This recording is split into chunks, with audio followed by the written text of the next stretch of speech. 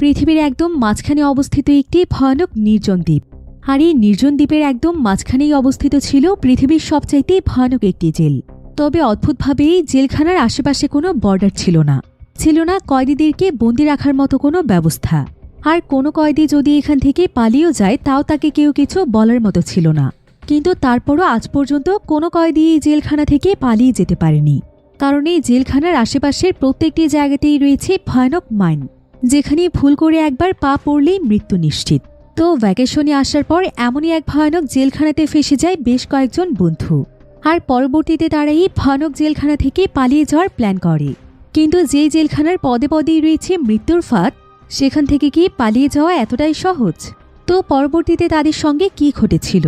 তারা কি সত্যি সত্যি এমন ভয়ানক জেলখানা থেকে পালাতে পেরেছিল? সেটাই আমরা দেখব আজকের এই মুভিটির গল্পে। তাহলে চলুন ঘুরে আসা যাক দুর্ধর্ষ এক জেল পালানোর গল্প থেকে।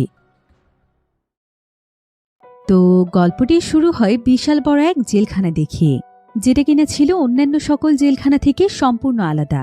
কারণ এই জেলখানাটি যেই জায়গাতে অবস্থিত ছিল সেই জায়গাটি ছিল অত্যন্ত নির্জন এবং সম্পূর্ণ জনমানবহীন।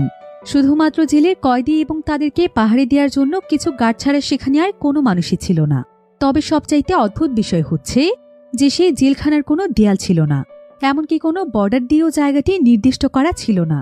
এমনকি এখান থেকে কোনো কয়েদি যদি পালানোরও চেষ্টা করে তাহলে এখানকার গার্ডগুলো তাদেরকে কিছুই বলে না, কারণ এই জায়গাটির বাহিরে পুরো জায়গা জুড়ে রয়েছে অসংখ্য ল্যান্ডমাইন।